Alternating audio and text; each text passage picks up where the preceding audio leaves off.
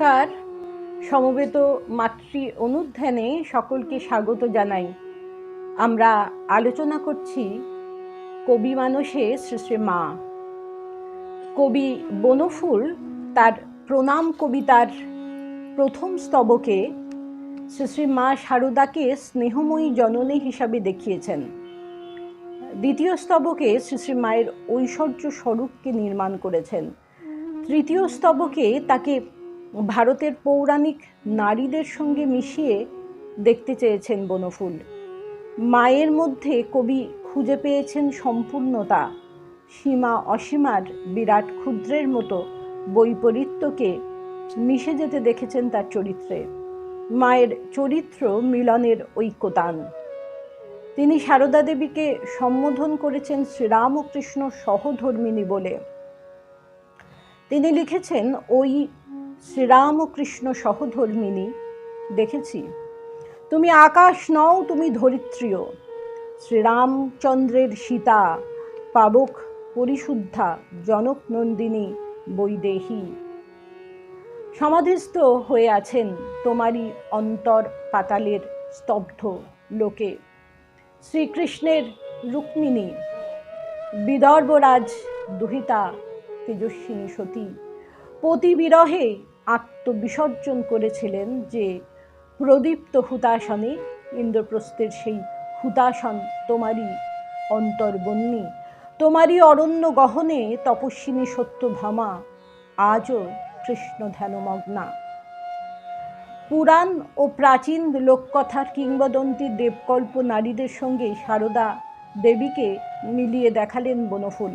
কেবল দেবীরূপ প্রতিষ্ঠা অবশ্যই এই কবিতার মূল বক্তব্য নয়। শ্রীমা সারদাকে নিয়ে সচরাচর কবিরা যে ধরনের কবিতা লিখতেন, এই কবিতার বক্তব্য ভঙ্গি তার থেকে একেবারেই আলাদা। এখানে সারদা দেবীকে সম্বোধন করা হয়েছে রামকৃষ্ণ সহধর্মিণী হিসাবে, এবং সেই সূত্র ধরে তুলনা করা হয়েছে শ্রীরামচন্দ্র ও শ্রীকৃষ্ণের সহধর্মিণীদের। সারদা দেবীর মধ্যেই কবি মিলিত করেছেন সীতা, রুক্মিণী, সত্যভামার গুণাবলীকে। অন্য কবিদের কবিতার মধ্যেও পৌরাণিক নারীদের সঙ্গে তুলনা দেখা যায়, কিন্তু এক্ষেত্রে শুধু তুলনা করেই কবি থেমে যাননি।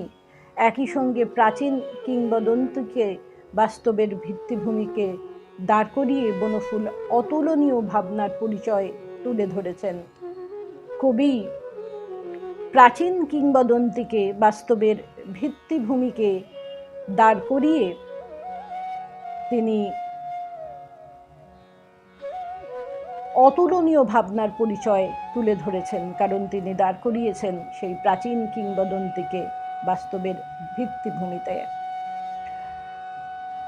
কবিতার একেবারে শেষে পৌঁছে জননী সম্বোধন করে কবি লিখলেন, অধন্য অকৃতি অযোগ্য আমি। আরেকজন কবি লিখেছিলেন, অকৃতি অধম বলেও তবু কম করে মরে দাওনি। এখানে বনফুল লিখছেন, অধন্য অকৃতি অযোগ্য আমি। তোমাকে পুজো করবার শক্তি আমার কোথায়? তোমাকে প্রণাম করবার অধিকারও আমার নেই। তবু তোমার স্মৃতিতীর্থে প্রণামী বহন করে এনেছি আজ অবনত মস্তকে। আর তো নেই কিছু। এই স্তবকটি না থাকলে কবিতাটিকে সারদা দেবী বিষয়ক সাধারণ কবিতা হিসাবে দেখা যেতে পারত, কিন্তু এটি অসাধারণ। বনফুল এই কবিতায় সারদা দেবীর স্তব করতে চেয়েছেন। ঊনবিংশ শতাব্দীর স্তোত্র কবিতা তো আর স্তবগান হতে পারে না। স্বামী বিবেকানন্দই দেখিয়েছেন কেমন করে লেখা হবে আগামীর স্তোত্র কবিতা। বনফুল যেন বিবেকানন্দের দেখানো পথেই হেঁটেছেন।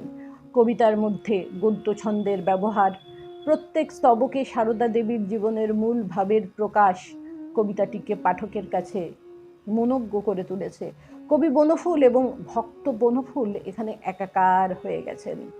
স্তবগাথা লেখার ক্ষেত্রে আবেগের আতিশয্য কবিতাকে দুর্বল করে দেয়, কিন্তু প্রণাম কবিতায় যুক্তির সুদৃঢ় বিন্যাস এই কবিতাকে অন্য কবিতা থেকে পৃথক করে তুলেছে। বনফুলের আগে আর কোনো কবি সারদা দেবীকে এইভাবে স্তব করেননি। আজকের কবিরা যখন সারদা দেবীকে বন্দনা করে কোনো কবিতা লেখেন, তখন তারা বনফুলের নির্মাণ করে দেওয়া প্রণামের রাস্তা ধরেই হাঁটেন। অর্থাৎ প্রণাম একটা দৃষ্টান্ত স্থাপন করেছে এই কবিতাটি। প্রতিটি শব্দ নতুন নতুন চিন্তার সঞ্চার ঘটায়। মায়ের জীবন প্রবাহকে শতবর্ষের দূরত্বে দাঁড়িয়ে দেখেছেন তিনি, আর আজ আমরা বসে সেটি বিশ্লেষণ করছি। কবি ও পাঠক একাকার হয়ে যান এক অনাস্বাদিত আঘ্রাণে।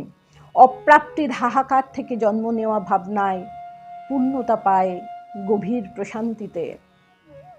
এইসব ভাবনারা, যেটা অপ্রাপ্তির হাহাকার থেকে জন্ম নেওয়া ভাবনারা পূর্ণতা পায় গভীর প্রশান্তিতে। কবি নন, কবিতাই সব। কবিতার বক্তব্যই হয়ে ওঠে মুখ্য, কবিতার সার্থকতা তো সেখানেই। নমস্কার।